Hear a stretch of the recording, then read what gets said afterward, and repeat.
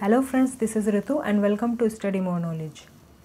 तो previous year questions की series कर रहे हैं हम, और ये है जुलाई 2013 का पेपर फर्स्ट का हिंदी सॉल्यूशन। ये एक्चुअल में लास्ट जो पेपर मैंने कराया था उसी का ही नेक्स्ट पार्ट है। वो छोटा सा ही वीडियो था, उसमें मैंने पैसेज करा दिया था। तो पोएम कर लेते हैं अब। कवि के अनुसार यदि भाग्य ही सब कुछ होता तो क्या होता। तो देख लेते हैं पोएम में क्या दिया है। पूछो किसी भाग्यवादी से, यह विधि अंक प्रबल है, पद पर क्यों देती न स्वयं, वसुधा निज रतन उगल है। तो इसमें क्या दिया है, इसमें हो जाएगा ये फर्स्ट ऑप्शन है, रत्न मिल जाते, पैरों के नीचे वसुधा होती, धरती स्वयं ही रत्न रूपी संपत्ति उगल देती। तो थर्ड ऑप्शन इसमें करेक्ट होगा, क्योंकि अगर हम देखें लास्ट लाइन की अगर बात करें तो इसमें दिया हुआ है वसुधा निज रत्न उगल है। तो रत्न उगलना मतलब रत्न उगलती है, धरती नहीं, धरती रत्न उगलती, अगर ऐसा होता तो थर्ड ऑप्शन इसमें करेक्ट होगा। तुकबंदी के कारण कौन सा शब्द बदले हुए रूप में प्रयुक्त हुआ है। तुकबंदी की अगर बात करें तो पोयम में हम देखेंगे तो यहाँ पर आप देख रहे होंगे तुकबंदी बनी हुई है, अंक प्रबल है, रत्न उगल है। तो ये तुकबंदी बन गई है। तो इस तुकबंदी के कारण कौन सा शब्द यूज़ हुआ है, उगल। अगर ये तुकबंदी ना बनानी होती हमें तो हम यूज़ करते वसुधा निज रतन उगलती है। तुकबंदी हमें बनानी थी तो इसलिए हमने उगलती के बदले उगल यूज़ किया है। तो इसमें हमें आ जाएगा फोर्थ ऑप्शन, उगल। इनमें से कौन सा वसुधा का समानार्थी है। वसुधा मतलब धरती, पृथ्वी, और समानार्थी होता है समान अर्थ वाला। तो समान अर्थ वाला इसमें कौन सा शब्द है, वसुंधरा। तो वसुंधरा का अर्थ भी धरती या पृथ्वी होता है। नेक्स्ट क्वेश्चन है, प्र उपसर्ग से बनने वाला शब्द समूह है। तो प्र उपसर्ग और प्रत्यय पहचानने के लिए मैंने आपको बताया था, जो मूल शब्द होता है उसको आपको अलग कर लेना है और फिर देखना है कि उसमें उपसर्ग क्या यूज़ हुआ है या प्रत्यय क्या यूज़ हुआ है। तो अगर हम इसमें बात करें तो थर्ड ऑप्शन इसमें करेक्ट होगा, क्योंकि इसमें मूल शब्द अगर देखें तो इसमें फर्स्ट में भाव मूल शब्द हो जाएगा, सेकंड में देश, और इसमें पत्र। तो ये प्र उपसर्ग इनमें लग गया है, ये बन गया प्रभाव, ये बन गया प्रदेश, और ये हो गया प्रपत्र। तो थर्ड ऑप्शन होगा करेक्ट। कवि ने किसकी महिमा का खंडन किया है। तो अगर बात की जाए पोयम में, पूछो किसी भाग्यवादी से, यदि विधि अंक प्रबल है, पद पर क्यों देती न स्वयं, वसुधा निज रतन उगल है। तो किसकी महिमा का खंडन किया है, भाग्यवाद का।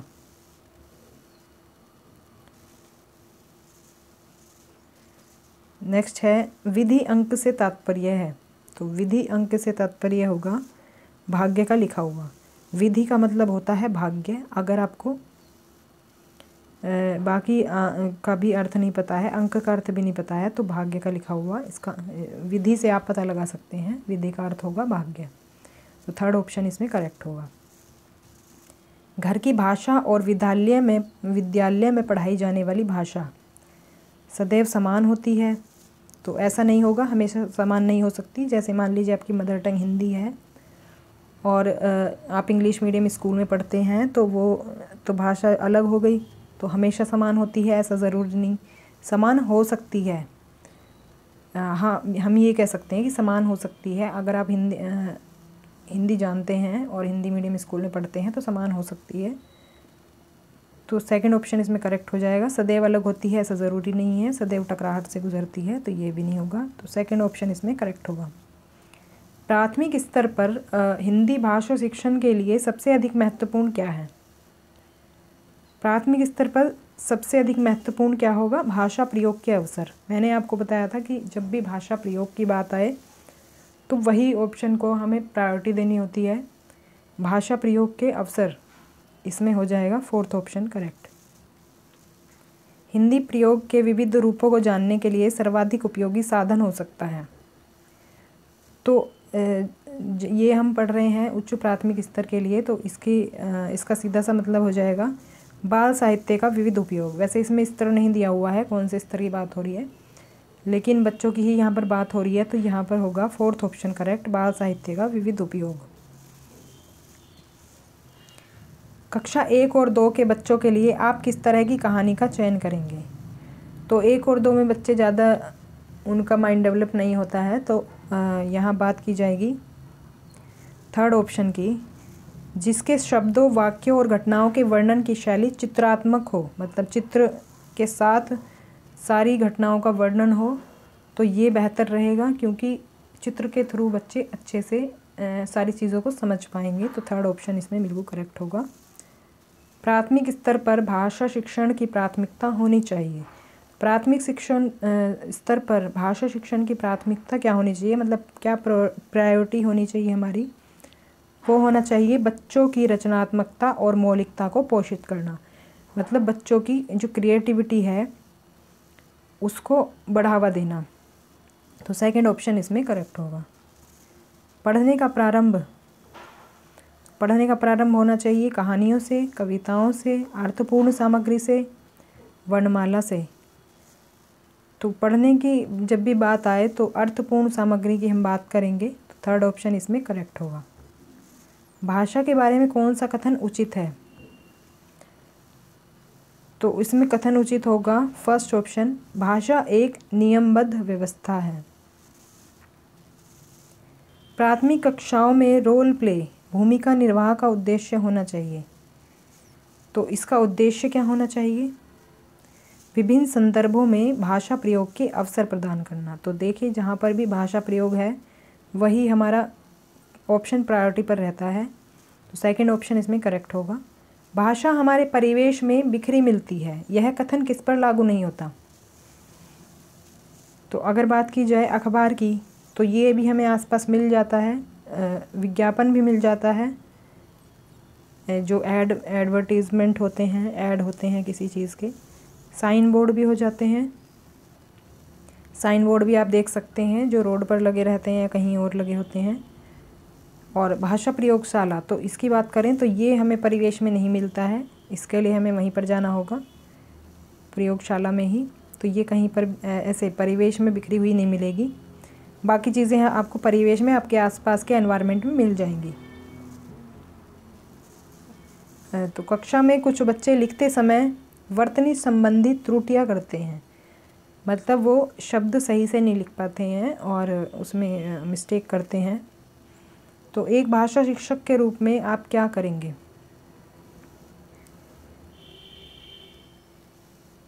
उन्हें सख्त निर्देश देंगे कि वे आगे से गलती ना करें?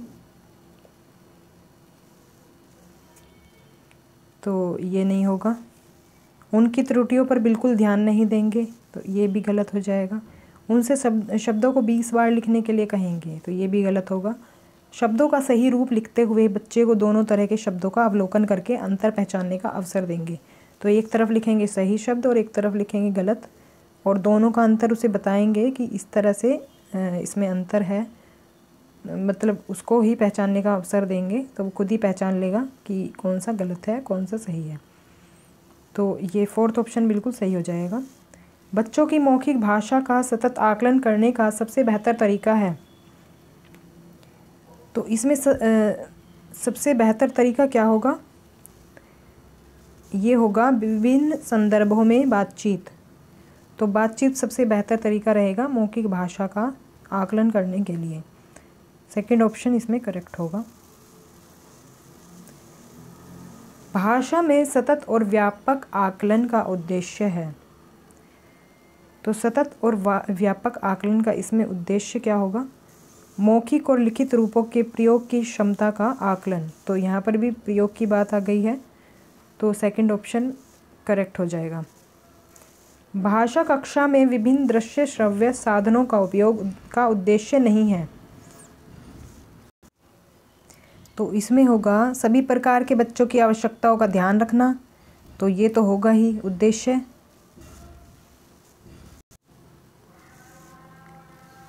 और 2nd ऑप्शन है सीखने सिखाने की प्रक्रिया को रुचिकर बनाना, तो ये भी होगा। विद्यालय प्रमुख के निर्देशों का पालन करना, तो ये कुछ ज़रूरी नहीं है, तो थर्ड ऑप्शन इसमें गलत हो जाएगा, और नहीं पूछा है तो थर्ड ऑप्शन इसमें करेक्ट ऑप्शन हो जाएगा। पाठ्य पुस्तक की भाषा कैसी होनी चाहिए? तो पाठ्य पुस्तक की भाषा होनी चाहिए बच्चों की घर व समुदाय की भाषा से मिलती जुलती। अधिकाधिक कठिन शब्द भी नहीं होने चाहिए, तद्भव प्रधान, तत्सम प्रधान, ये सब नहीं होना चाहिए। तो फोर्थ ऑप्शन इसमें करेक्ट हो जाएगा। प्राथमिक स्तर पर भाषा सिखाने से तात्पर्य है, तो भाषा सिखाने से मतलब है भाषा का प्रयोग सिखाना। तो यहाँ पर भी प्रयोग की बात हुई है, तो आप समझ सकते हैं भाषा का प्रयोग ही कितना ज़रूरी है। तो जहाँ भी ऑप्शन दिखे भाषा का प्रयोग, तो वही ऑप्शन करेक्ट होगा। तो ये था आज का क्वेश्चन पेपर। मिलते हैं नेक्स्ट क्वेश्चन पेपर के साथ। Thanks for watching.